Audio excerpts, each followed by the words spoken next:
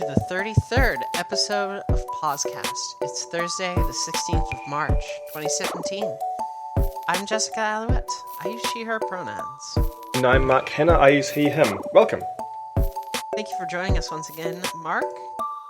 No guest this week, unfortunately. Just back to the two of us. It's back to the two of us. It was really fun having Sid on last week. It was, if you wasn't missed it? out on that episode, I would totally recommend checking it out. We had great discussions about Ghost Recon. I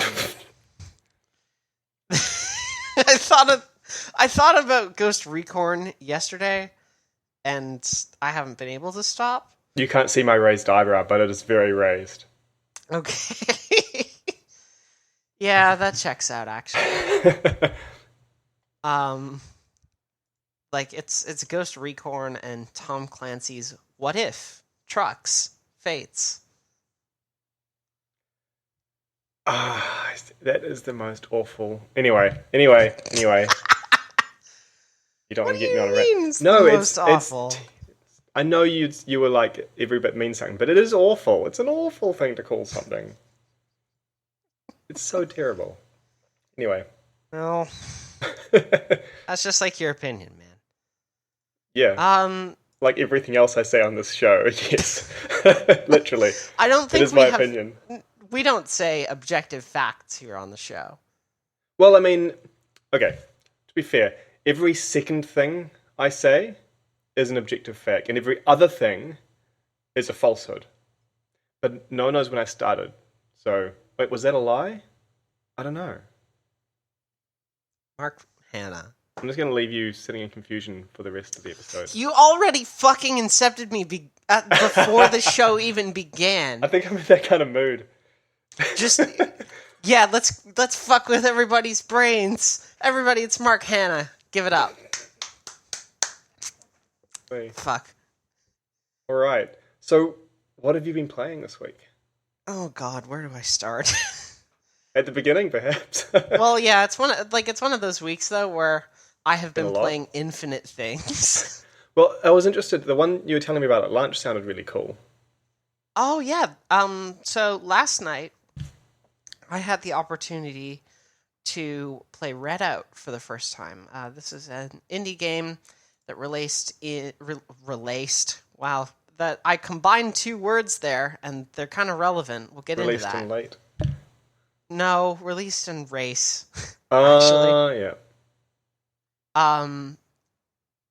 But Red Out is a racing game, which calls itself a tribute to games like F-Zero and Wipeout, which means very, very fast vehicles going very fast. There's some anti-gravity shit going on. There's a lot of really complex mechanics. Like you can strafe in addition to just doing your normal turns, which means that you can strafe in the opposite direction that you're turning to basically spin your rear out and do a tighter turn. I'm watching the trailer while you're talking about this, and I remember because I haven't played, what were they, X-Zero and Wipeout? I haven't played either of those games, I'm not familiar with them. But what you described to me sounded like Pod Racer, that game based on the pod racing in episode 1 of Star Wars that came out, like 1990-something? That was the closest thing that I'd played. It looks like that to me, watching the trailer. Because I played the shit out of Pod Racer when I was a kid. Like, it was my game. Yeah, I'm the same. Even though I was never any fucking good at it, I put like... No, seriously, I was always stuck on the first couple of races, and I would come back to it once in a while and be like, I'll just reset, whatever. There was one racer you could get like through a kind of secret thing who was just way better than everyone else. I think it was this is talking like more than a decade ago, so I think. But yeah, I consumed all the content in that game over several years. Hashtag very much content. Fun. But yeah, sorry, I interrupted you. Red Race. No, not Red Race. What's it called? Damn it. What did you call it? Red Out. Red Out. That's what it's called. Yes, sorry. Wow, it is... I streamed it last night because I had not played it prior to that point. And I hadn't played anything of this type since the Nintendo 64. And, you had Star Wars Pod Racer, and we had this motorbike racing game called XG2, which also revolved around, like, very fast, Hmm. futuristic kind of race courses, and it also had weapons and shit. Oh wow. So It Mario was Kart. a little bit of Mario Kart, a little bit of this like pod racing style game. Hmm. Was this, sorry, what platform was it that you were playing on when you said Nintendo streaming? 64. Oh, this Redout Readout, game. yeah. I was playing it on PC. Okay, because I know that PS4 has got built-in streaming, so I thought it might have been that. No, I just played it on PC. Okay, cool. I'm gonna send you a quick something here, Looking and for our show notes. yeah, I'll have this in the show notes as well, because I want to show you like the aesthetic of the ships and shit. Oh yeah, I saw a little bit of it just watching the trailer now. It looks nice.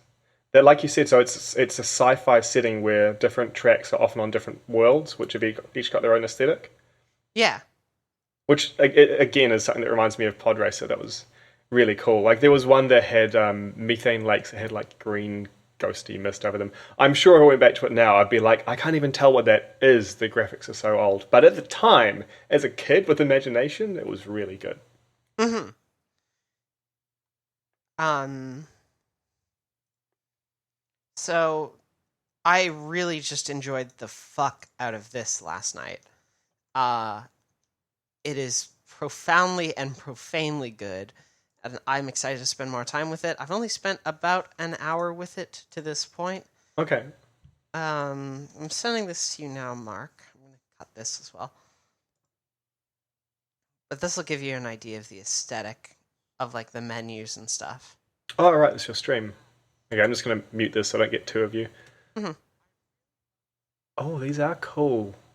This is just the video I'm looking at just has the ships on it, and yeah, does look nice. Yeah. It gets wilder once you actually like once I actually start getting into racing. Mm. I also found out midway through one of my races that there's a like cockpit view and a first Oh yeah. person view. So these things, I'm saying they're all very grey. Do you like pick colors or something to show on them? Yeah, you can pick colors and you can pick themes for them as well. Right, right, yep. This one Um, that is up now is a pod racer. Yeah, it is just a pod racer.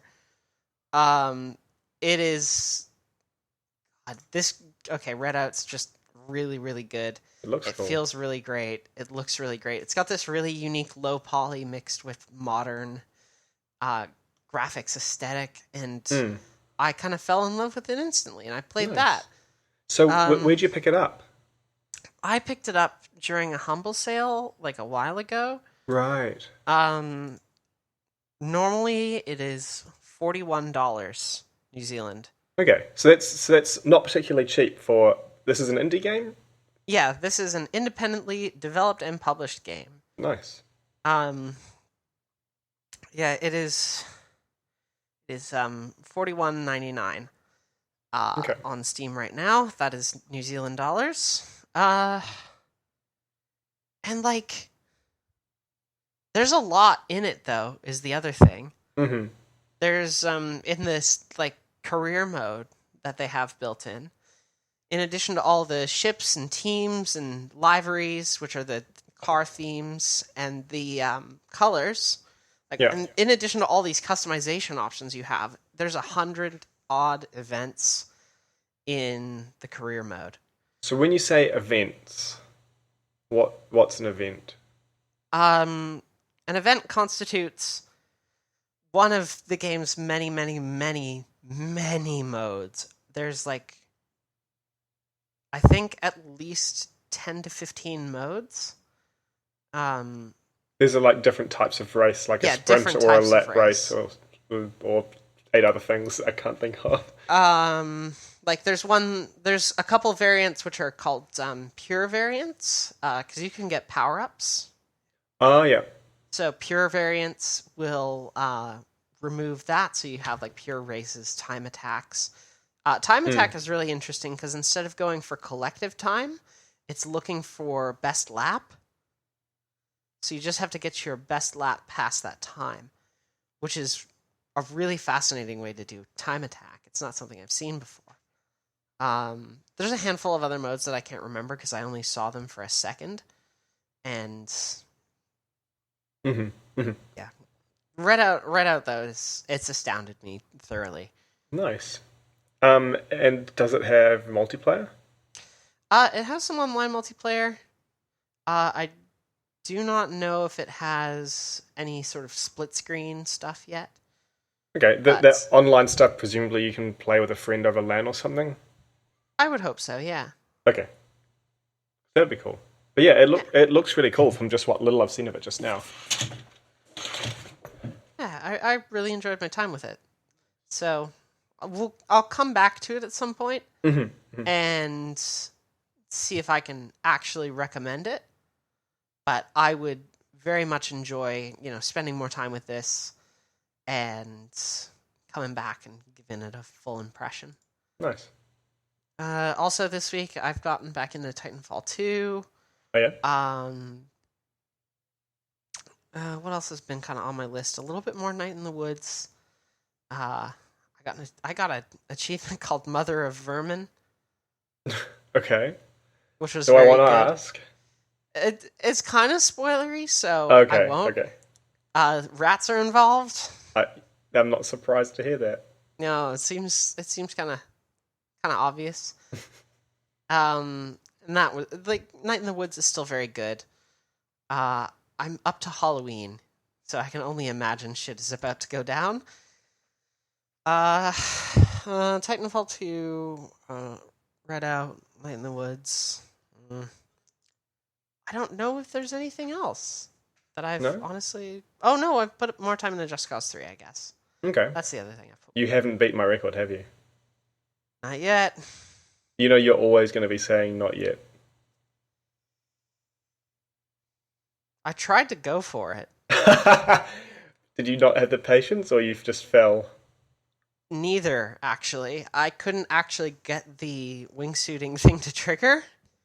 So what you're saying is you can't beat my record because you're not good enough at the game. I see. Cool. No, Next conversation I topic. No, we're done with this. Okay. All right. Okay.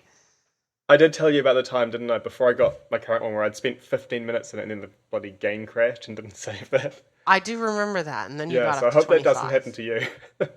That would suck. I should be fine, honestly. I think I should be fine, Hopefully. but we'll see. I mean, you'll never get it anyway. Man, I'm insulted right now. Doubt next, me? next episode, you're just going to be doing it the whole time we're talking. The full hour. But what you won't know is I'll have done it for an hour beforehand and I would have stopped. Whew. Anyway, sorry. This is bad to think about. If you could do if you would do that, if you could do that for an hour, I would uninstall Just Cause 3. I wouldn't want you to do that. No, I think that would be not good. Yeah. How about you? I haven't asked you. What have you played this week? I haven't played any more Just Cause 3. My record still stands. I haven't surpassed it. I haven't actually played anything since the weekend. But That's still this week, dude. No. Sorry, I'm not saying I haven't played anything at all. But like, I haven't played anything the past couple of nights. But I have played more Horizon. I've had stuff keeping me busy the last couple of nights. It's still really good, really good. Oh my god. I still want to play a whole lot more of it. The thing that I just keep coming back to is the way its progression. I just really like it. Like I've complained. I think I mentioned this a bit last episode. I've complained time and time again about things that just ramp up the progression.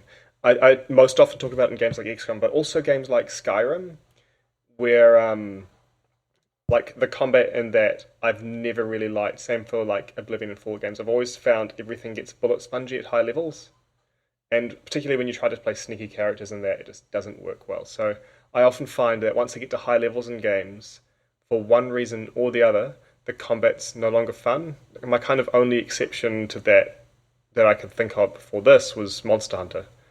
But it's true of Horizon as well. Like I'm way over leveled for the main quest stories I'm doing, but it hasn't stopped the combat being fun at all. I don't feel over leveled, and I think the main thing about that is so leveling up does two things.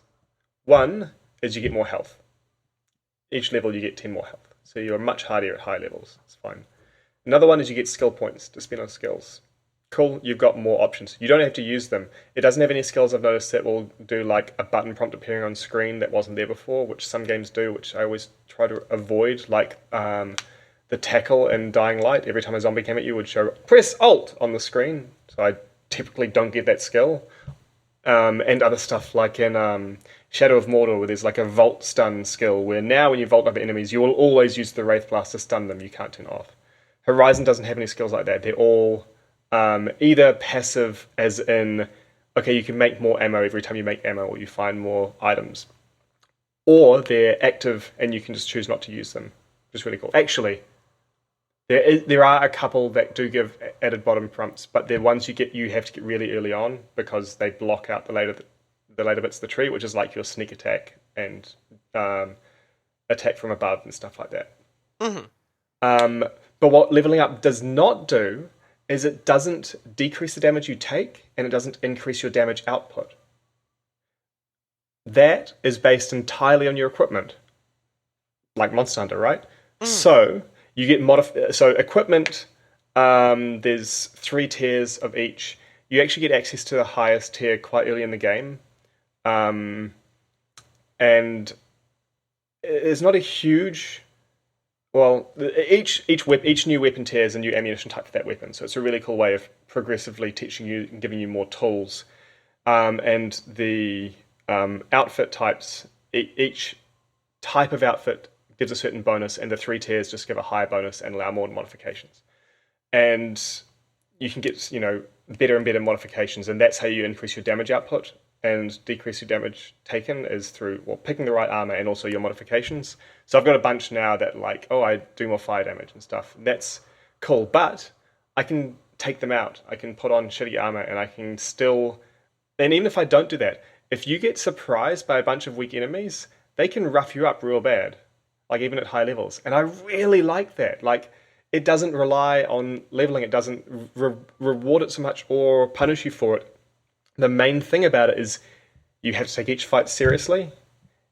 If you're going up against a tough enemy, you really want to stop and plan ahead. And I found the combat to be challenging, but not to the point that I'm constantly dying, which is really good. I'd actually forgotten it has a difficulty system. You reminded me earlier today. So, if I find the challenge does drop off, I can try touching that up. Because you can change... I'm pretty sure you can change difficulty without starting a new game. But yeah... It's just, I love that aspect of this game so much. I hope more games do it.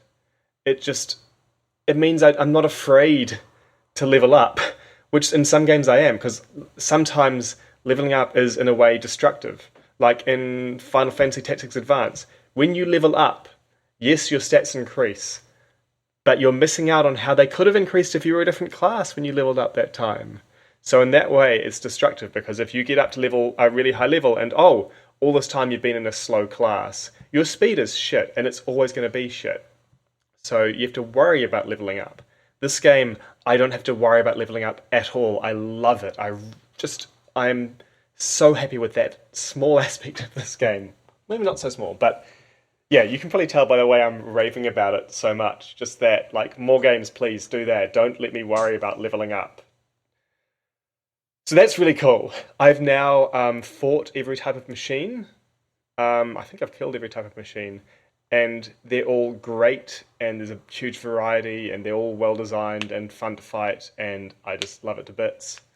The art is really great. I like the writing so far. I've noticed some really cool little touches, like just... art seen on the wall that reflects the culture of whatever tribe's land you're in at that point in time.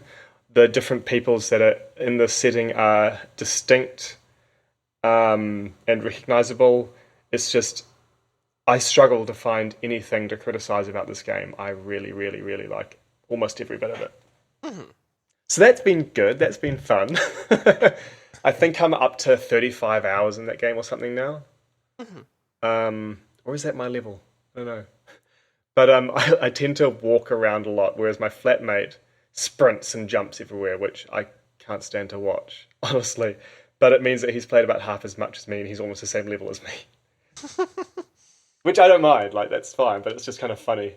I thought. Hmm. Now, I have a question for you. Yeah. Earlier you mentioned, the combat doesn't feel like it's dropped off in difficulty, and it always feels like a challenge. Mm, Monster Hunter is also a series that is known for this, and you've mm, made the parallel between Horizon and Monster Hunter many a time. However, here's where I hmm think the question gets more interesting. Do you think that Monster Hunter maintains that same feeling of like even like a great Jaggy or something like that still being threatening once you have some bigger, badder gear? Um, only at a certain point, and that is when you go up to the next tier. So when you go from low rank to high rank, or high rank to G rank, and then suddenly, oh crap, everything has gone up by like a factor of 2 or something, and now I'm weak as shit. Then it happens. Later on, no. And also, the one of the cool things about Monster Hunter is it's got a high skill ceiling. So some of the high level quests, there'll be challenges, and I can't claim to have done all these, but it's like go fight this tough monster. Requirements: no armor, no talisman for your skills, just your weapon. So like you can't have any skills, you can't have any defense. So pretty much one hit and you're done for. Hmm. Um, but if you're really good, you just won't get hit. And there's a similar feeling to that in Horizon, where a strong hit from from a machine. I keep trying to call them monsters. Machine will probably take off most of your life. It won't kill you outright, but if you don't heal right away, the next hit might. So it's very similar to Monster Hunter in that way, in that one hit is a big deal, so don't get hit. You're rolling around a lot when you're playing either game, or blocking or jumping in Monster Hunter, but it's not in Horizon. It's easier to do in Horizon because there's no stamina bar. You can just keep rolling forever, and it looks to me like there are some invincible frames while you roll, but just one portion of it. Um, I've forgotten how this train of thought started, so I think you asked a question and now I've gone off track and haven't answered it. Oh, you asked about if Monster Hunter manages it in the same way with the weak enemies, right? Hmm. No. Monster Hunter, if you've got really good gear and you get surprised by a weak monster, you can stand there and take the hit and barely anything happens. Because the scaling of the damage output and damage decrease from your gear, there's a really big difference between low gear and high gear. Whereas in Horizon, there's not as great a difference. Hmm.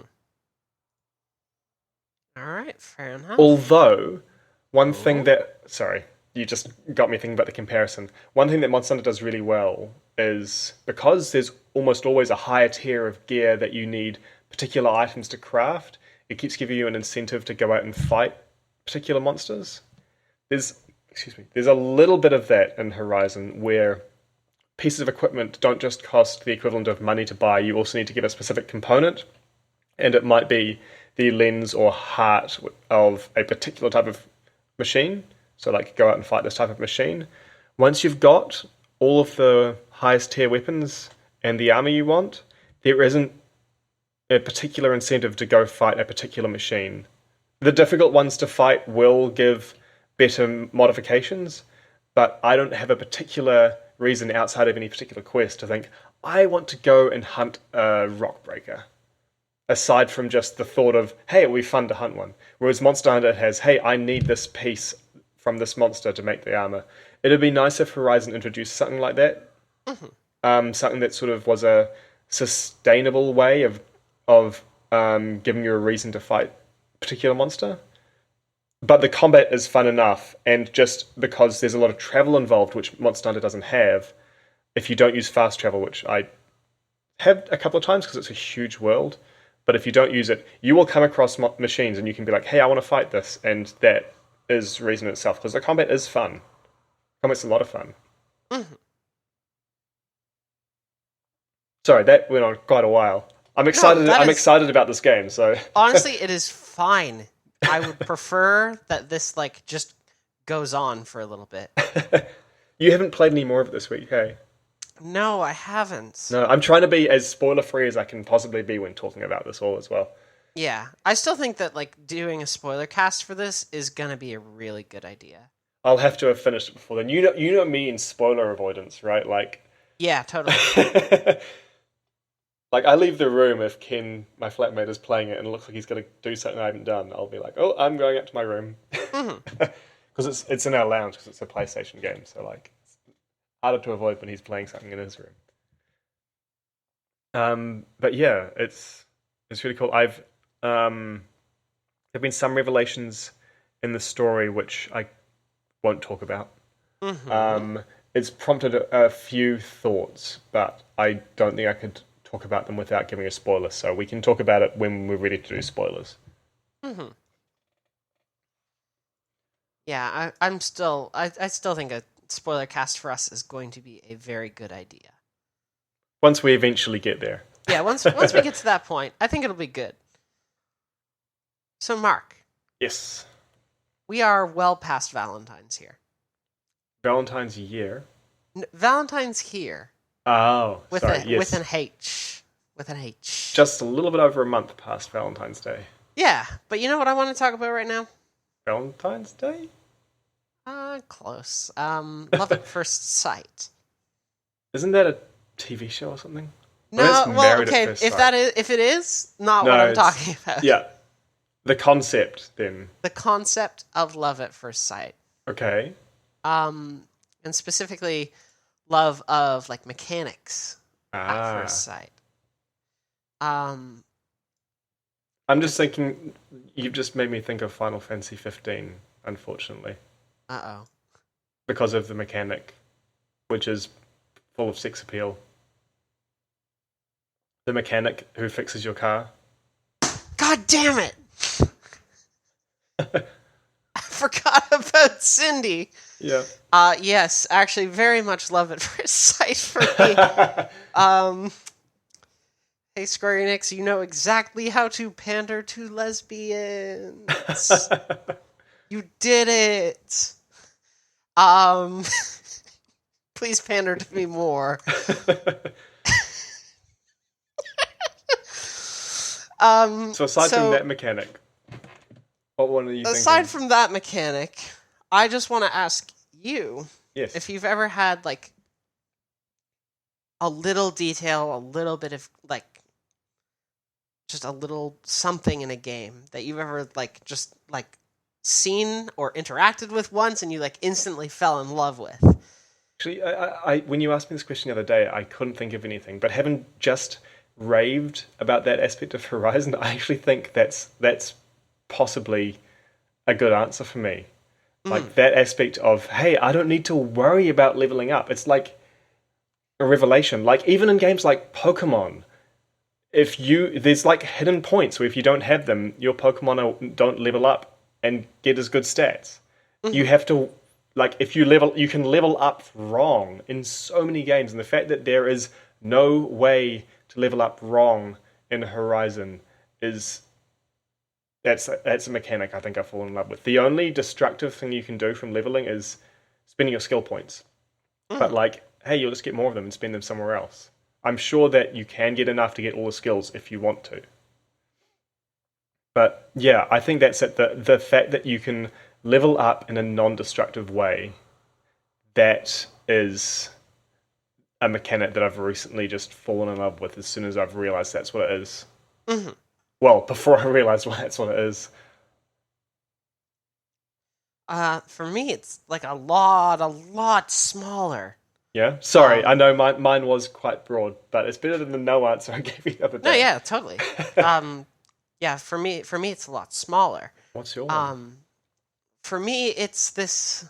I was talking about it originally with you at lunch in the context of Titanfall 2's live fire mode and how I had this realization that even though it's a 6 versus 6 like elimination match with no respawning, which is tremendous, tremendously like everything I hate normally. The fact that Titanfall 2 only limits those types of matches to a minute per round means I'm never really out of the action for long, and it still feels like I'm contributing to my team, which is nice, cool, A+. As soon as I realized that, I realized, oh yeah, actually this mode is dope as hell.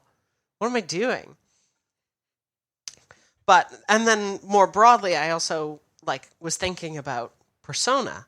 And I thought about the mechanic in Persona 4 Golden, and it's also going to be in Persona 5, where okay, so Persona operates on a day-to-day kind of schedule. Every day you have like certain people are available to hang out with, certain activities. You have part-time jobs that you can do that'll earn you money or skill points. And you have to make a choice of like, what should I do with this day? And you can use this system. I don't know if it's got a special name in Persona 4, but you can use this system. It's up in one of the corners of the screen. You can hit that, and it'll show you a summary of what everybody did on that day.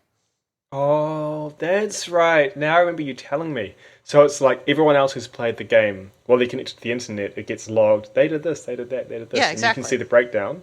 Yeah. You can see a rough breakdown of like, who did people decide to hang out with today? What did they do? Like basically, how did they progress the story in some way, shape, or form? Because like hanging out with friends will boost what's called your social link, which means you can get special events and you can get some extra power for your personas. Which is a really cool mechanic in and of itself. I really love the social link mechanic, but I also just really appreciate that like ability to see, oh, this is what everybody did on this day. Sick. That means I can make a decision much more easily, because I can see, am I in danger of a timer expiring on a dungeon? Do I need to worry about that on this day? Do I need to do anything about, like, should I hang out with a certain friend? Does a specific event only happen on this day? What do I need to know? And this gives me, like, the quickest rundown. It's really cool. Nice. I remember now, because it's reminded me of it again, but also reminded me of it the other day. That reminds me of the feature in Dark Souls where there's the bloodstains, where someone has died, and in their game, and since they're online and you're online, a bloodstain appears in your game. If you go up and activate it, you'll see like a little ghost of that person the last few seconds before they died. And it's kind of a similar thing, but they're all warnings. And I remember in like the starting area after the tutorial, there's a lot of bloodstains in one place, and if you play them, people are like jumping into a well that you can't normally get into except jumping off a ledge, and they die. But someone will see that and think, I wonder if I can do that, and jump into the well, and there's this, like, it spreads like an infection, and you see like 5 people have jumped into the well and left bloodstains here, and then you think, I wonder if I could do that. I wonder if there's anything sick down there. If I can do a stunt, maybe I can These get down people there. Clearly they died because there's bloodstains there, that's what they mean. But you're still like, I might try that. I jumped down the well, like, I'll admit it. I died. But like, yeah, it's. Was there any like hidden platforms or shit that you could land on? No, you just die. What? That's it. You just die. But like, that's what you're shown, and you're just like, people can jump in the well. I wonder if no, you just die like they did. It's like, of course. There is a in the safe area for Dark Souls 2. There is a giant hole that is just there. It's like in the middle of this central area. It's just a giant hole.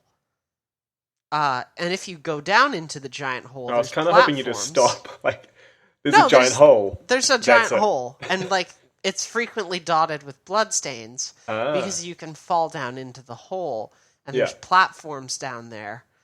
Can they be reached? They can be. You survive? You have to have some sort of item that'll either, have an item that'll reduce your fall damage or just have, like, a lot of health. Right. But you can theoretically get to the bottom of the pit. What happens then? I'm pretty sure that down there is where you get to a couple of the required bosses. Oh, so you need to do this eventually. You do need to go down there. Oh, okay. But plenty of people just end up leaving bloodstains because they do try too early and stuff. or they'd misjudge a jump and fall way too far. Yeah, I remember there were some bloodstains in Dark Souls, because I've only played the first one, where it's like, there's a long way to go down, and you can see, oh, someone slipped, or jumped when they weren't meant to. I remember seeing a bloodstain from Dark Souls 3 where in the first boss arena, someone just was trying to get away from the boss by dodging and just rolled themselves off a cliff. That's probably There's a pretty like common way to lose. There's like a lot of that. Yeah. Oh, Dark Souls is very good. I have noticed there is, being an open world game, Horizon has to have some way of handling borders, right? Showing outside the game world. And I noticed they've actually got a couple of ways. One is, if you do go outside the game area, you get a message that pops up and says, hey, you're leaving the game area, stop it, or we'll load your last save. Fair enough.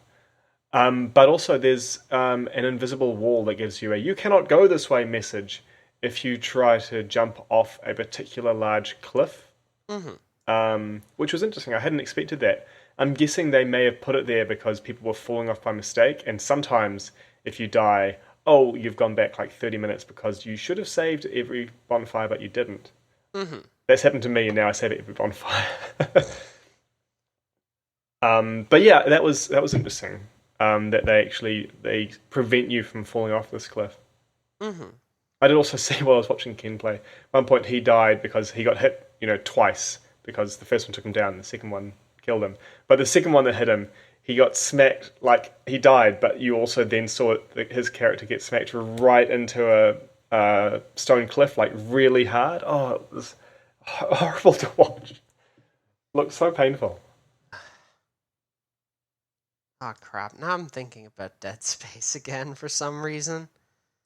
Like, I'm thinking about horrible deaths in video games, and the first thing that came up is it's just Dead Space. All Dead Space. I think I've blocked out most of my specific memories of Dead Space, of stuff happening in it. That's I don't probably handle wise. horror well. I don't handle horror well at all. Yeah, it's probably wise that you put that out of your head. Jeez, Dead Space is fantastic.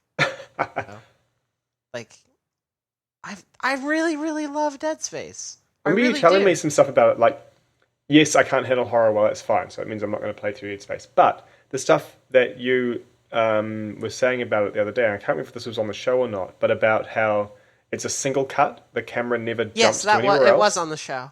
Oh, right. And the way all of the UI is in system as well, like the health on his back and the menu is coming out of his visor and stuff. That's really cool. Like, I'd like to see more games do that. Like, I mentioned how a lot of the UI in Horizon has sort of an in-universe explanation. Yeah. Although I've turned a lot of that stuff off, and I'm really loving it having it off. Like, I turned off the compass and subtitles and enemy awareness indicators and enemy health and quest trackers and experience bar and possibly some more stuff. And it's really nice because most of the time there's no UI. And I really like that. The game just looks really pretty. Yeah, and if I ever want it back, it's really... Yeah, sorry, I'm repeating myself. You can just touch the touchpad to bring it back. Sorry, I rave about this game, which means I'm going to repeat points about things I really like about it. Yeah, totally. No, I understand. That's really good. I have noticed, unfortunately, it doesn't get an A+ on how it does the moon. It does what lots of games do, which is, hey, the moon's always up at night. It's always the same phase. And it doesn't go the same way as the sun. It's not too bad. The way they've done the moon actually works really nice atmospherically, because it's low to the horizon for a lot of the time, and they do a really good job of having like a glow around it that will shine through trees and stuff for like night god rays, and it looks really pretty for screenshots and stuff. So like, I'm just letting them do it and being happy about it, honestly. Low to the horizon? Oh, shut up. Oh. Good.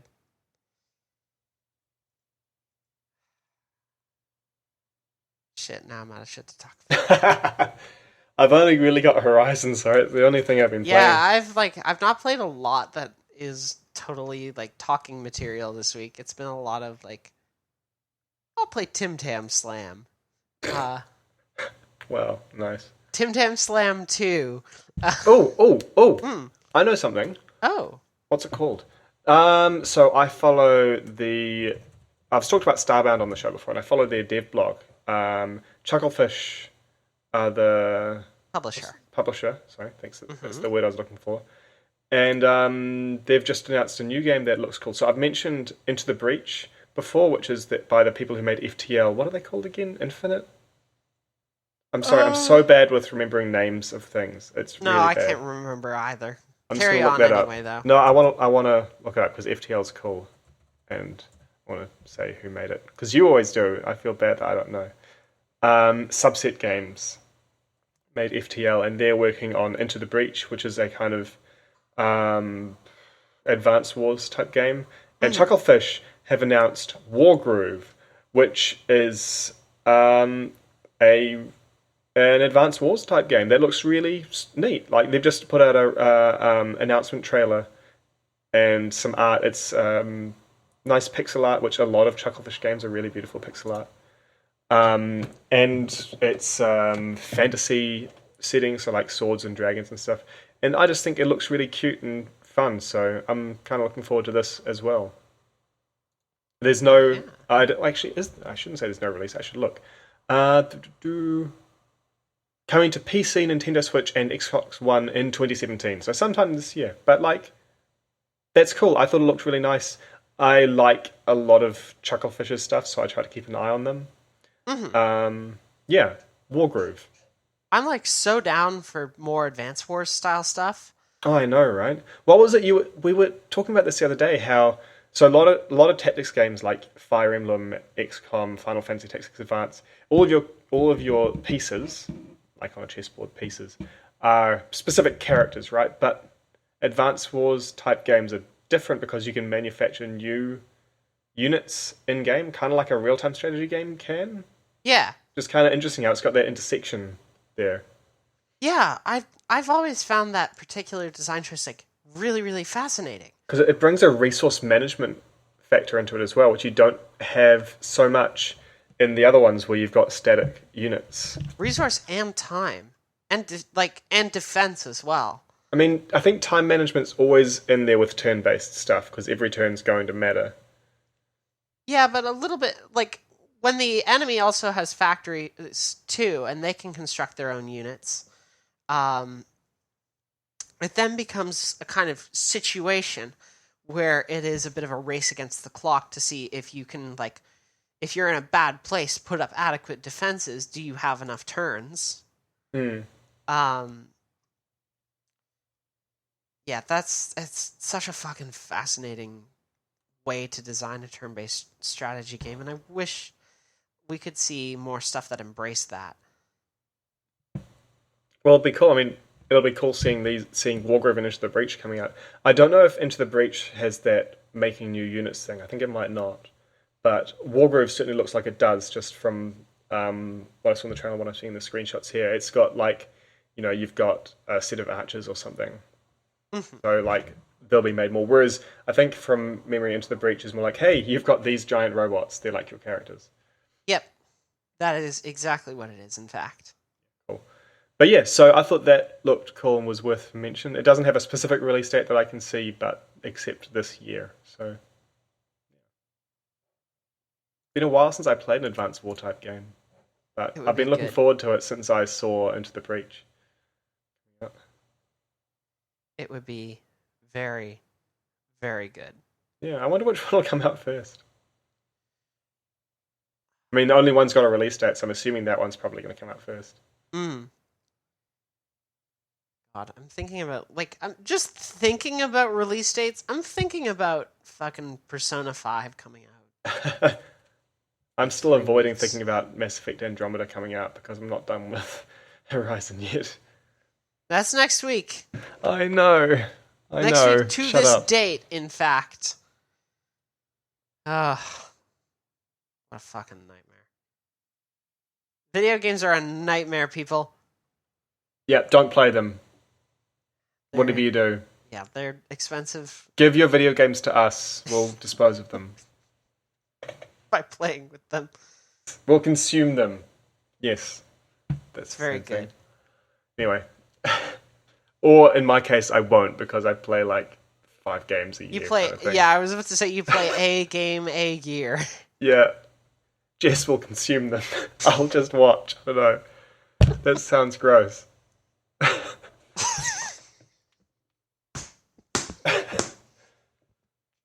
Anyway. There's so many directions I want to take this, but I can't. It's a goof landmine that you've planted. Thank you very much. And thank you for listening to our show. Sorry it's a little bit slower this week. I'll probably have some more interesting things to talk about that like have actual narrative substance. Well, speaking of which, what are you looking forward to playing? This week I'm looking forward to playing. Oh God, probably more Titanfall 2. I think is going to be a recurring theme. I'm playing the multiplayer a bunch, and yeah, it's really good. I've been enjoying my time with it, so nice. I'm going to continue to do that. Mm-hmm. I've been super duper craving an RPG of some variety. Chrono Trigger.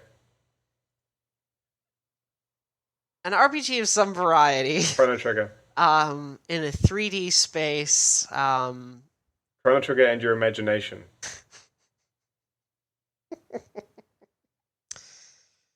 I don't know. I might try out like Chrono Trigger? Tales of Symphonia, or I've got like a bunch of these like this style of game that I like know I want here. Yeah. I just have to like find it in my life. life. I know that feeling. I know that feeling well because last year I decided whenever I get that feeling, it leads to nothing except listlessly looking through my Steam library so I should read a book. But no, I totally know that feeling if I'm even craving. Yeah, I think like it's just a matter of finding it in my library because I know I have Tales of Symphonia, I have Tales of Zestiria as well, which is very bright and colorful, and I like that. I want something cartoony and maybe a little goofy, and maybe just a little bit anime, just a little bit. I can handle a little bit of anime. I'm sorry if I'm mispronouncing this because it's a Japanese name. I've only ever seen written. I might have said it before, but Seiken Densetsu 3. I think it was Secret of Mana 2 and if there was a Western release. I don't think I have. That's a Super Nintendo game you could find emulated, which is amazing. And has kind of an anime-like pixel art style. I have to keep worth it in checking mind. out. Yeah, it's I keep it on the same list as Chrono Trigger, really. It's a similar sort of thing, but except the fighting's very different. It's more like an action RPG in terms of the combat. Okay.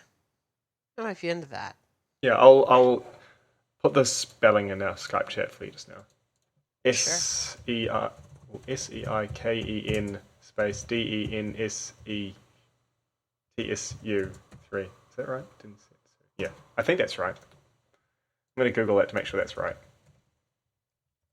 Yeah, that looks. That's right. Yeah, accurate. it's got some of the best pixel art I've ever seen in this game. Like, it is awesome, and just it's fun to play. You should check it out at some point if you're feeling like if you ever feel like a 2D RPG. Damn you and your 3D. Yeah, I just want something that's like I think Tales might be right up my alley. Yeah, for sure. It's bright and colorful and 3-dimensional, and the other thing that may also be just like right up my alley would be like perhaps I have a Naruto and I have a One Piece game that's just kicking around in my library, and these are these are animes which are like baby's first anime kind of situations. They really are, but also just I think I would have a profanely good time. Especially with the One Piece one, because it's a Warriors style game, which means fighting lots of like hordes. and using wacky pirate powers. So like I would explain what the fuck I mean by that, but One Piece is fucking incomprehensible, Because dude. One Piece, isn't that like a million episodes long, the actual anime? Yeah, it is. That's about all I know about Yeah. it. I could not fucking explain what One Piece is if I wanted Yeah, to. if you want to know what One Piece is, just go and watch a million episodes of it, and then you'll start to understand, I guess, because I don't understand. It's a pirate drama anime, I guess it would be. If you had to summarize it with a genre, it's a pirate drama anime with superpowers. Fair enough. Yeah. I might do that. Like Nice. I feel like I'm into something lightly anime. What about you?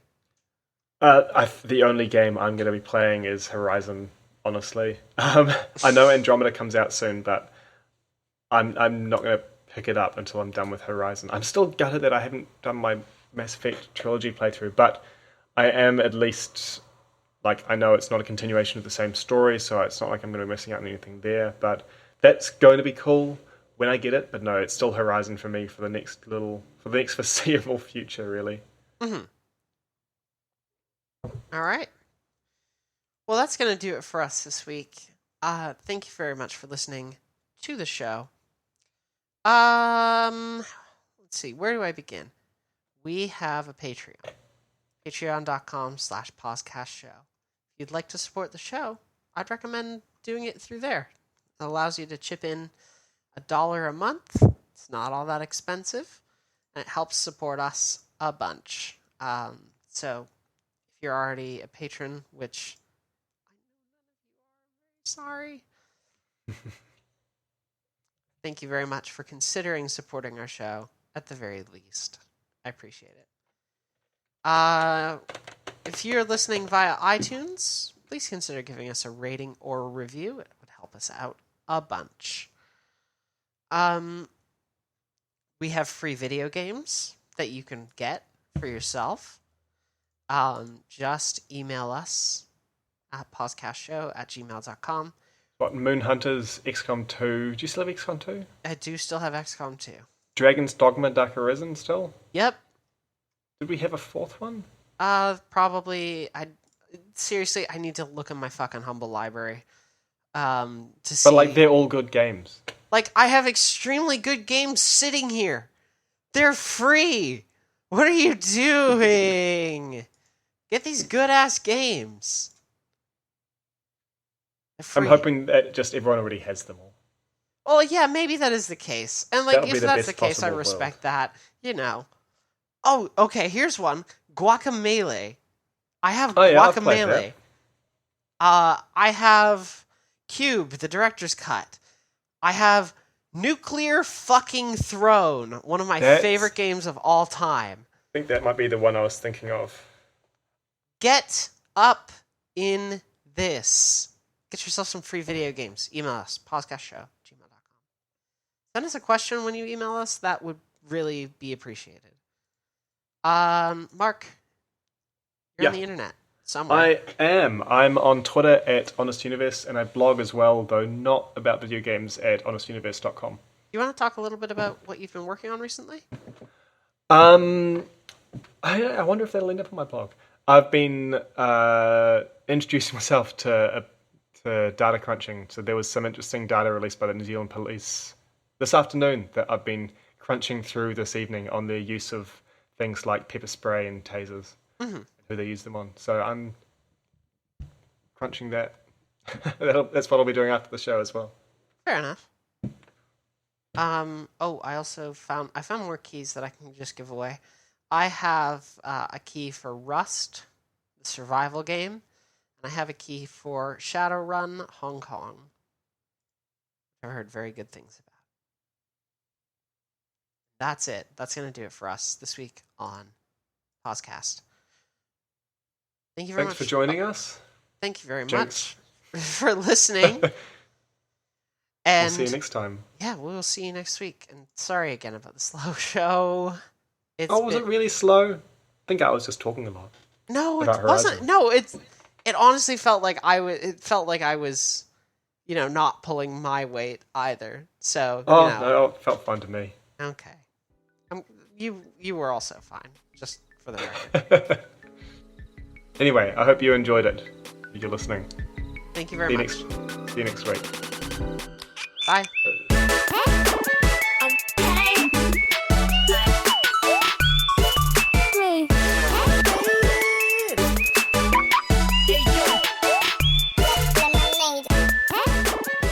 Oh, that's my line. I stole it. I stole it from you, Mark. You did. Okay, I'm going to press stop and leave you with that. All right.